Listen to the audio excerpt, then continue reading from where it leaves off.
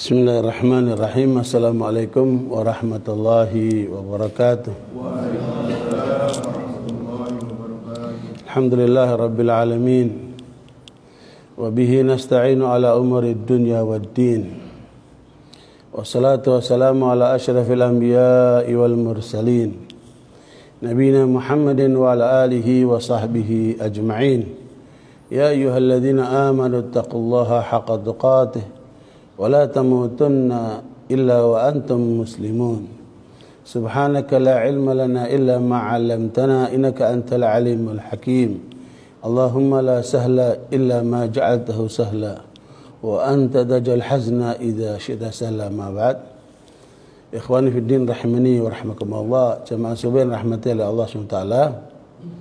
Pada pagi hari ini sebagai penutup kajian kuliah subuh, kunjungan kita pada kali ini insyaallah kita akan lanjutkan nanti malam pada maghrib di Masjid Ar-Riyadh. Kemudian besok subuh kita lanjutkan di Masjid Al-Manar, Manarul Islam, untuk memperluas silaturahmi. Alhamdulillah semalam kita sudah bersilaturahmi dengan FUIB, ya, Forum Umat Islam Bersatu, dari habis isya sampai 11:30. Ya, alhamdulillah semua lancar diskusi. Bahkan yang menarik ada kiai yang sudah umur 82 tahun ya, hadir dari jamaah itu yang pertama. Ya, Kiai Haji Nur Khalis ikut hadir. Masya Allah, memberi semangat kepada yang muda-muda. Yang muda-muda nggak boleh kalah dengan yang tua. Karena yang muda itu, kata Nabi, halafani syabab wa khalafani syuyukh.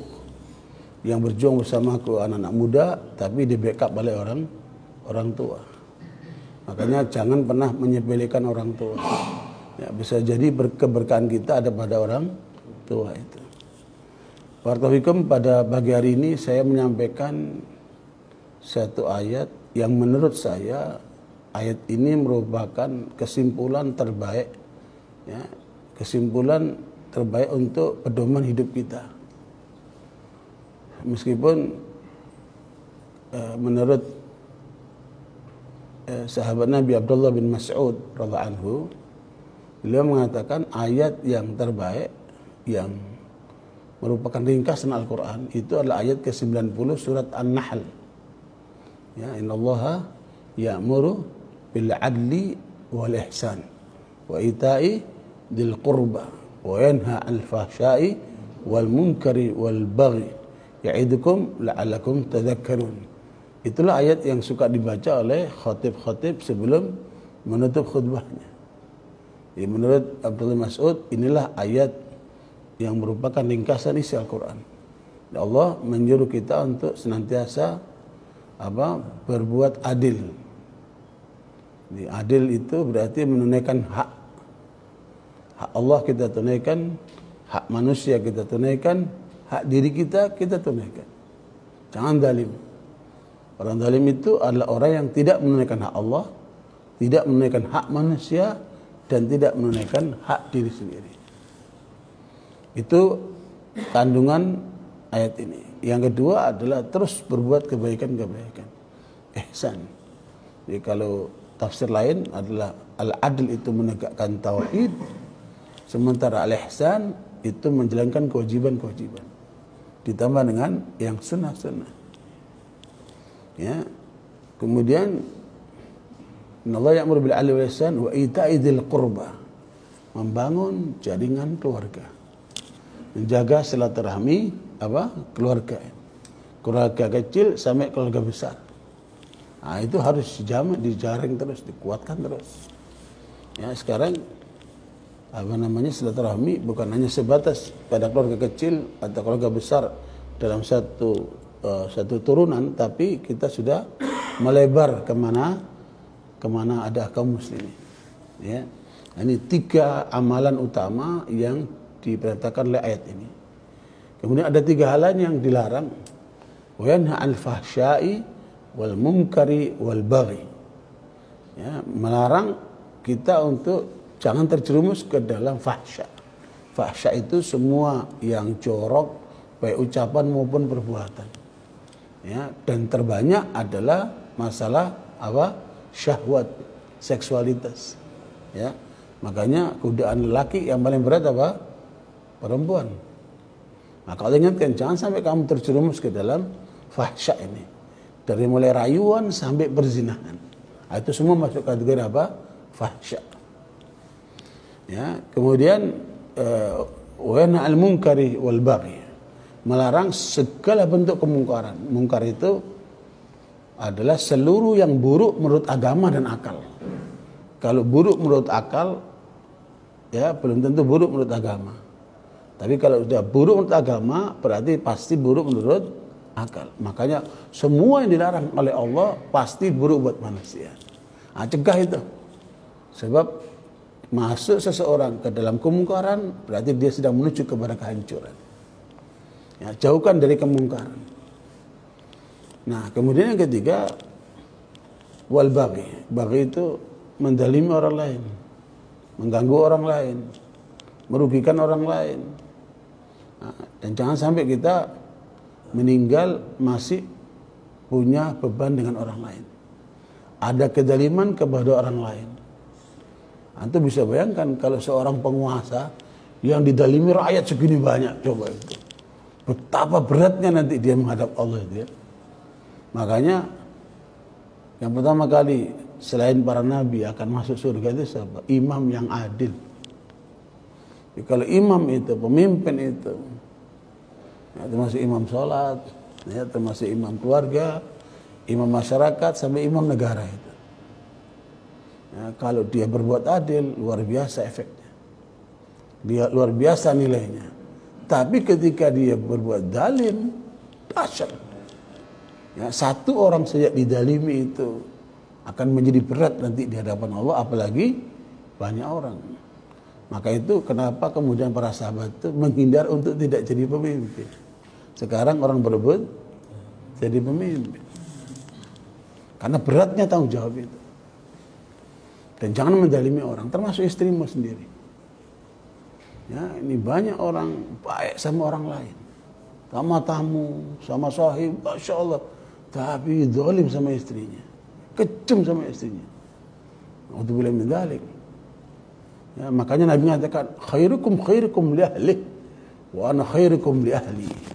Sebaik-baik kalian yang terbaik kepada istrinya dan anaknya, dan aku adalah yang terbaik kepada istriku dan aku, kata Nabi. Ya, makanya jangan zalim sama orang. Efeknya kalau antum baik sama istri antum, dikasih izin, udah mas sana nikah lagi. Itu efek kebaikan itu. Luar biasa itu. Ya. Kemarin saya ketemu sama orang yang jenis kayak begini nih.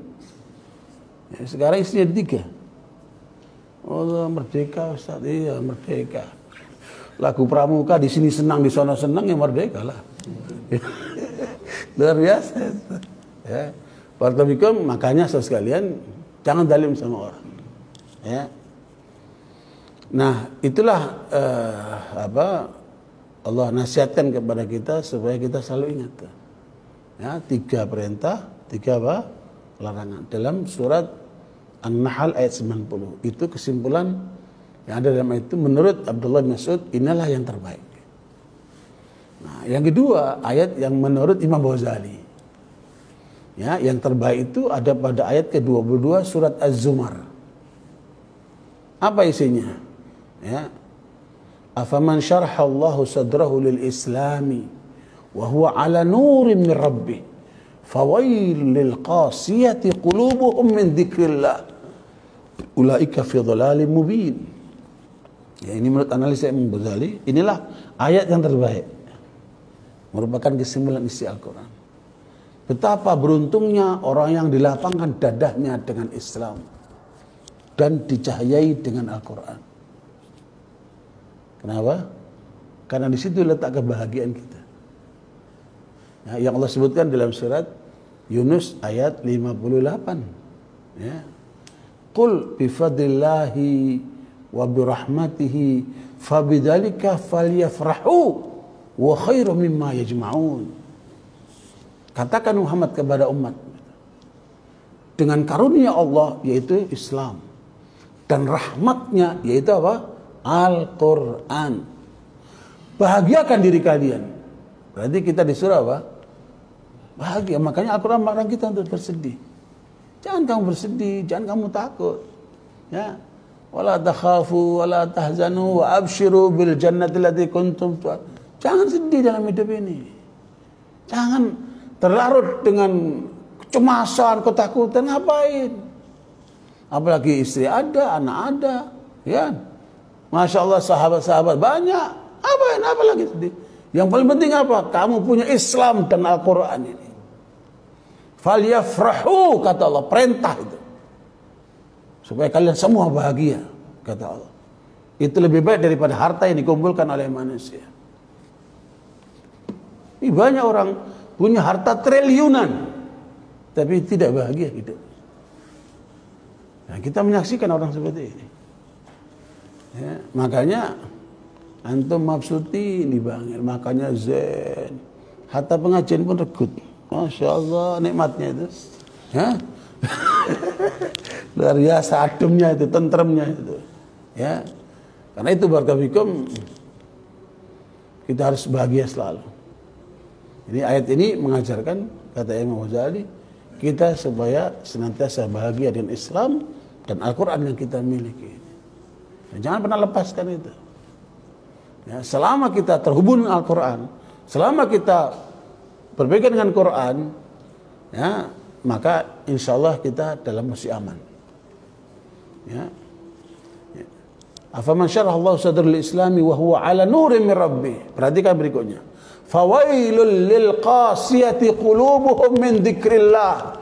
Celaka orang yang kalbunya mengeras dari mengingat Allah. Yang diingat harim, makanan, ya, majelis, jalan-jalan. Nah, apa lagi? Fulus, suhulan. Tapi Allah yang tidak diingat, coba. Betapa ruginya manusia seperti ini. Celaka kamu kalau sampai kalbumu tidak mengingat Allah. Ya, kata Allah, fawailul lil qasiyati qulubuhum min dzikrillah. Celaka orang yang mengeras kalbunya dari mengingat Allah. Ulaika fi dhalalim mubin. Mereka itulah orang yang sesat yang nyata. Makanya Imam Ghazali mengapa menjadikan ayat ini menjadi, menurut dia adalah kesimpulan Al-Quran? Karena beliau telah belajar filsafat sampai menjadi profesor di bidang filsafat. Saya menjadi rektor Universitas An-Nizamiyah di Baghdad itu. Dan kalau bicara filsafat, bicara otak, bicara pikiran. Bahkan kemudian beliau menulis kitab Tahafutul Falasifah, kerancuan para filosof. Jadi kritik semua para filosof itu. Karena apa? Landasan mereka hanya akal. Akalmu ada batasnya. Akalmu harus kamu tundukkan dengan aturan Allah ini. Ya. Nanti tidur jangan tidur dulu nih. Makanya akalnya harus, kalau tidur nggak pakai akalnya kan. Ya melek dulu. Nah, sekalian, apa kata Imam Ghazali? Tahafutul falasifah itu. Kenapa kerancuan para filosof? Karena mereka hanya mengisi otaknya, tapi kering kalbunya. Dan itu yang beliau alami sendiri.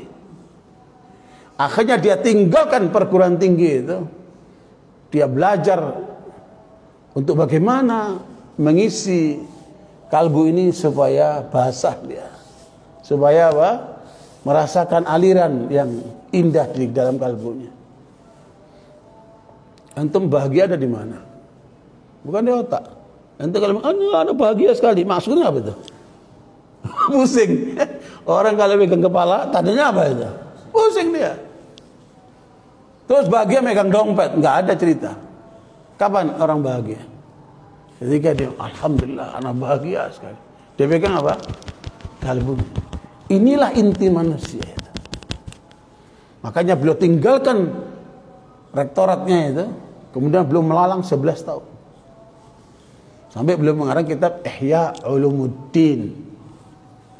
Ihya Ulumuddin ini luar biasa. Ya, tapi juga ada kritikan-kritikan dari ulama-ulama lain. Dan banyak juga yang meringkas kitab ini. Tetapi apa yang paling takjub dalam kitab ini, dia membahas tentang keajaiban kalbu. Dahsyat. Luar biasa keajaiban kalbu ini. Diungkap sama Imam Ghazali itu.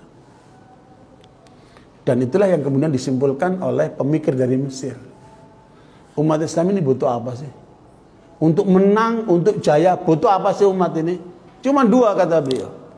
Setelah mengkaji ribuan kitab, pemikiran-pemikiran itu, geletek aja, simpulannya cuma dua.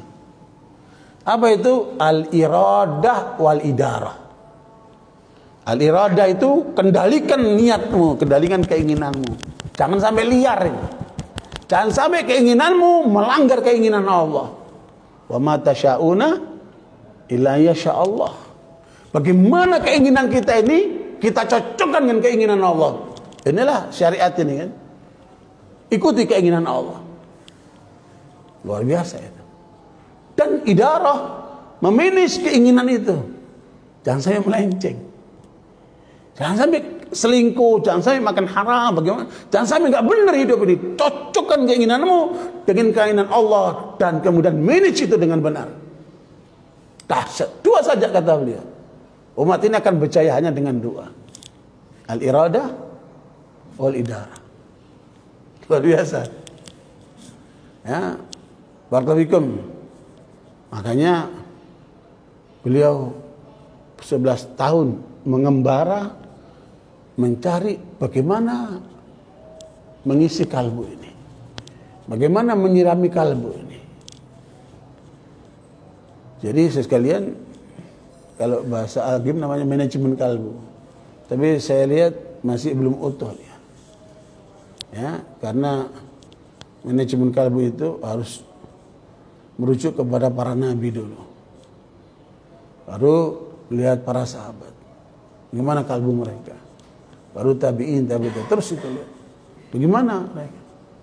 Apa yang diperhatikan oleh mereka. Nah, ini nanti poin yang akan kita bahas. Nah, barakallahu, inilah poin utama dalam hidup ini, kata Imam Ghazali. Ya, yaitu pengendalian apa? Kalbu. Di situ ada keinginan, di situ ada cinta, di situ ada semuanya. Maka celaka orang yang kalbunya mengeras dari mengingat Allah. Yang diingat cuma mobilnya, harimnya, terus rumahnya, apanya. Ya. Kata Imam Abdullah bin Mas'ud, kalau kalbumu tidak tertuju kepada Allah, maka kalbumu akan lari ke selain Allah. Itu kaidah. Makanya Allah jadikan kalbu manusia ada berapa? Cuma satu. Kalau kalbumu tidak tertuju kepada Allah, maka kalbumu akan lari kepada selain Allah. Ya Allah, ada orang ya, karena kalbunya ke motor itu dipoles, dibeginikan, luar biasa. Bahkan kemudian dia simpan macam-macam motor. Anda lihat ada rejal ngumpulin mainan anak dari A sampai Z, kumpulin. Wah, dia bikin sampai bergedung-gedung itu. Simpanan ini, simpanan itu. Kenapa? Dia hobi dengan itu. Nah, ini orang kalau selari kepada Allah, dia akan lari kepada hal yang sepele seperti itu. Ya, bukankah kita lihat orang yang pengumpul yang hobi-hobi itu, bahkan perangko, kumpulin tuh perang di bangku, perangko ini. Ya kan ada ngumpulin apa mobil-mobil, ada ngumpulin begini. Subhanallah, rongsokan semua itu. Ya, makanya jangan sampai kita seperti itu. Habis umurnya cuma ngurus itu. Rugi amat. Makanya saya sekalian, inilah yang kemudian menjadi inti utama kata Imam Ghazali. Dan siapa yang kemudian tidak memperhatikan kalbunya, maka dialah orang yang sesat yang nyata itu. Jadi bukan main itu. Maka kemudian nanti lahirnya namanya tasawuf dan sebagainya itu. Sebenarnya yang dikejar adalah bagaimana mengisi kalbu itu. Ya, tapi ada yang benar, ada yang salah jalannya. Ya, sama dengan filsafat itu ada yang benar, ada yang salah jalannya. Makanya inilah pentingnya memahami ilmu itu. Dan berjilid-jilid kitab untuk membahas tentang kalbu itu. Luar biasa. Tapi saya tidak bahas ini sekedar untuk menggambarkan saja.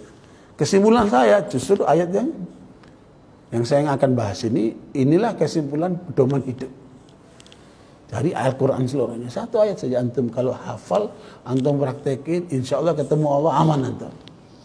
Apa itu? Surat Al-Ma'idah ayat 16. Memang ada pendahuluan ayat sebelumnya. Qad ja'akum minallahi nurun wa kitabun mubin.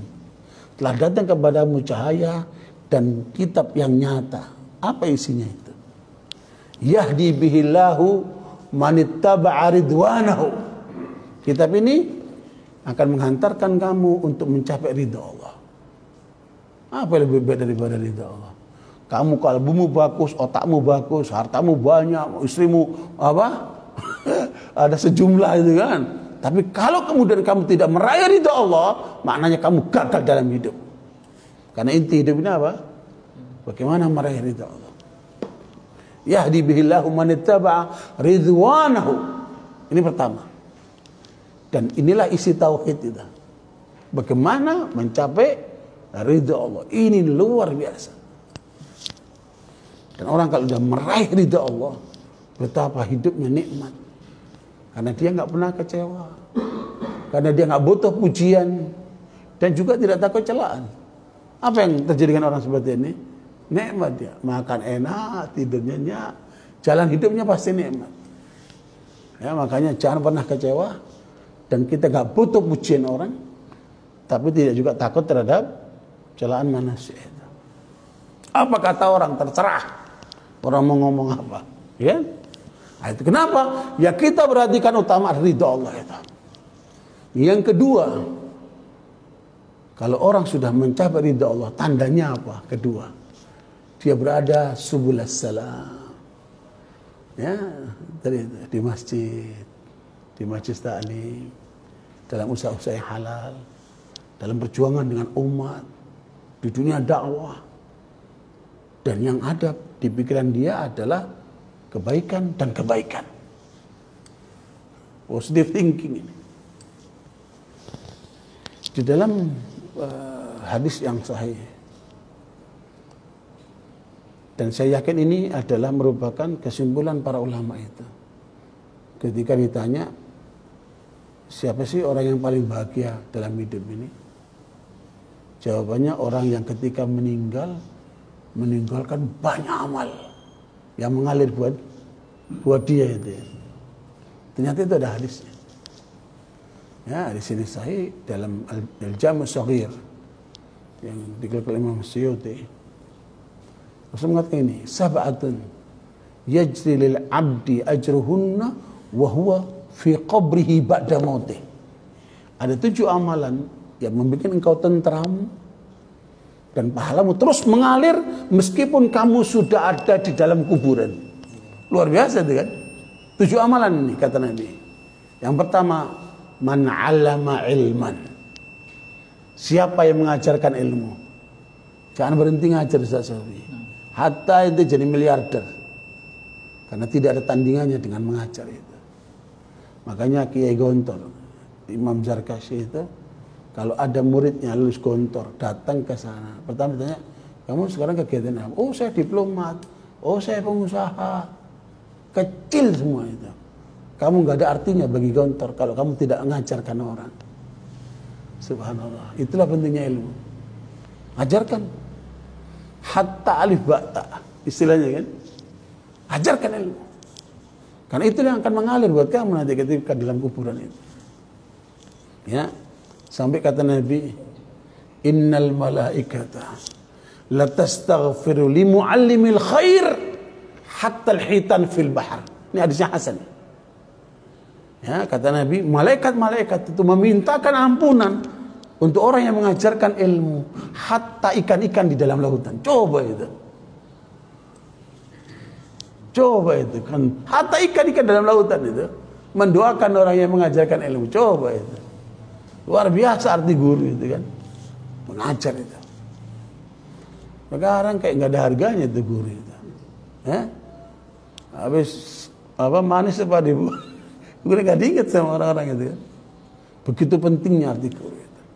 Yang pertama, ajarkan ilmu. Yang kedua, au ajra nahra, membuat irigasi-irigasi air. ya, buat masyarakat, buat binatang, buat tumbuh-tumbuhan. Dan ini yang paling banyak dilakukan oleh Wali Songo dulu. Mereka bikin apa? Saluran air supaya ekonomi umat ini, pertanian umat ini maju. Dan ke depan ini yang paling menentukan adalah pangan. Jadi makanya kalau nanti teman-teman itu mau menggarap wakaf, mulai banyak mengelola wakaf pangan. Bikin pertanian, bikin apa? Macam-macam jenis buah-buahan apa itu. Pangan ke depan ini. Ya, manusia akan kesulitan pangan karena semakin banyak penduduknya kan. Sekarang udah 7,8 miliar manusia. Ya. Dan itu akan berkembang. Ketika Mesir diuji oleh Allah dengan kekurangan pangan 7 tahun pada masa Nabi Yusuf kan, 7 tahun kita baru setahun enggak mengkai. Itu bukan apa, bukan paceklik, bukan apa, gara-gara corona ini top semuanya ngeluh ya, pengusaha ngeluh semua itu luar biasa. Gimana kalau 7 tahun? Bisa kita bayangkan tuh. Kalau kita kekurangan pangan sampai sebulan saja di kita ini. Kocar kacir sekalian. Mental kita nggak siap. Tapi orang beriman, dia selalu siap mentalnya dengan segala keadaan. Jadi makanya hidup ini tidak perlu disesali, jalanin aja. Hidup ini tidak perlu disesali, jalanin aja. Ya. Bahkan yang mengatakan man kana aminan fi sirbi mu'afan fi jasadi lahu qutu yaumi fa ka'annama dunya hizat ilai bihadafiriha. Selama iman utuh, badanmu sehat, ada yang dimakan hari itu, kamu merdeka, dunia itu milikmu semuanya. Luar biasa itu orang beriman. Hanya untuk hari itu saja. Apalagi punya simpanan buat sebulan, setahun atau lebih dari itu kan. Jadi yang kedua adalah salurkan apa? Air itu untuk kebutuhan mereka. Yang ketiga, au hafar, menggali sumur yang airnya dimanfaatkan buat minum orang banyak itu. Ya, makanya itu banyak orang-orang yang apa namanya menjalankan ini. Di setengah umat ini banyak daerah-daerah yang satu kebanjiran, yang lain apa? Kekeringan. Mereka kurang air. Ya, dan aneh di Indonesia itu ada air lebih mahal daripada bensin. Itu dulu gak masuk akal, tapi sekarang terjadi. Ya, ada air kumur itu 1 liter itu 70.000. Bensin gak berapa? Padahal air itu. Cuman pH-nya dikecilkan sehingga bisa bagus buat menjaga dari kuman-kuman di mulut itu. 70.000 satu liter. Luar biasa itu air. Dan air ini adalah obat yang paling mujarab dibanding semua obat yang ada. Makanya kurang air ginjalmu bahaya. Kan? Luar biasa air. Kenapa? Wa ja'alna minal ma'i kulla syai'in hayy. Dari airlah Allah jadikan semua kehidupan ini. Subhanallah, di tubuh kita ini ada 70-80% air isinya. Meskipun gemuk-gemuk begini nih, isinya air tok. Iya. Ya, makanya jangan sampai kurang air. Ini ketiga. Au hafara bi'r. Atau yang keempat, au gharasa nakhla. Menanam pohon yang buahnya disalurkan untuk manfaat orang banyak. Ya, makanya Rajih itu bikin ribuan hektar untuk ditanam kurma, dan buah kurma itu disalurkan terutama waktu Ramadan. Orang buka di haram itu dari situ. Nah, wakaf apa? Pohon yang berbuah. Buahnya disalurkan untuk umat. Gak syuhul lagi. Ya? Ahmad gak syuhul kalau dibagiin semua dia. Ya, ada sebagian. Ya, ada sebagian. Itu disalurkan itu. Tapi buah itu bukan hanya mangga aja, banyak yang lainnya kan. Yang buah yang bermanfaat. Jadi makanya kalau nanam jangan nanam pohon yang nggak ada buahnya. Cuma dilihat bagus ini masya Allah, lah bagus-bagus tok buat memuaskan mata. Tapi butuh apa? Yang bisa menyenangkan orang. Ya, jambu kayak apa kayak manfaat untuk banyak orang. Ini keberapa tadi? Yang keempat. Yang kelima, aubana masjid, bangun masjid terus, bangun masjid. Dan jangan sampai kita nggak punya peran untuk pembangunan masjid. Dengan tenaga kah, dengan satu semen kah, dengan batu bata kayak apa, ya.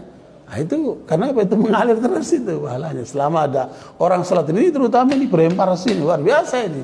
Orangnya di mana sekarang? Di kuburan. Tapi dia mendapatkan pahala kita semuanya. Hebat itu kan. Gitu. Maka salurkan lewat pembangunan masjid. Yang keenam, awarrasa mushafah. Bagikan ini Quran ini. Di tengah umat ini masih banyak orang nggak punya mushaf Quran. Padahal kalau dibeli cuma 40.000, 50.000. Tapi manfaatnya luar biasa buat umat. Wakaf apa? Al-Quran. Nah, baru yang ketujuh, menyiapkan anak-anak ini supaya dia nanti mendoakan orang tuanya. Autaraka waladan salihan yad'ulah. Tinggalkan anak-anakmu ini supaya mereka mendoakan kita. Tapi anak ini ada dua. Ada anak biologis, ada anak ideologis.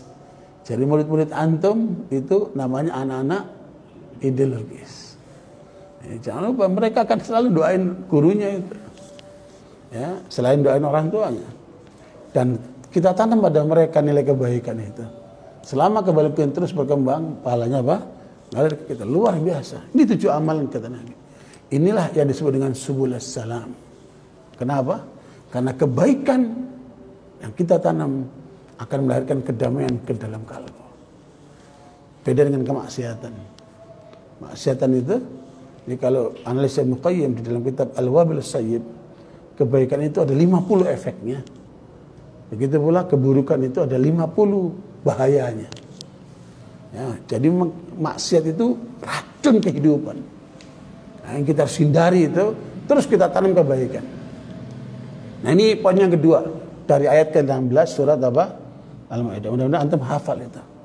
Kemudian yang ketiga, isi ayat itu wa yukhrijuhum minadh-dhulumati ilan nuri bi'idnih.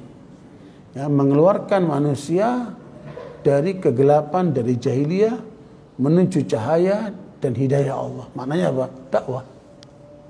Ya, ajarkan orang, tarik orang. Sampai kapan kamu maksiat begini? Sampai kapan kamu bandel kayak begini? Sampai kapan kamu jahat seperti itu? Sampai kapan kamu menjadi orang yang nggak benar seperti ini? Buat apa kamu berada di tempat-tempat maksiat, di tempat-tempat jahiliyah itu? Ayo kembali ke jalan yang benar. Ayo ke masjid. Ayo tobat kepada Allah. Itu luar biasa loh itu nilainya. Ini yang kedua, yang ketiga ini.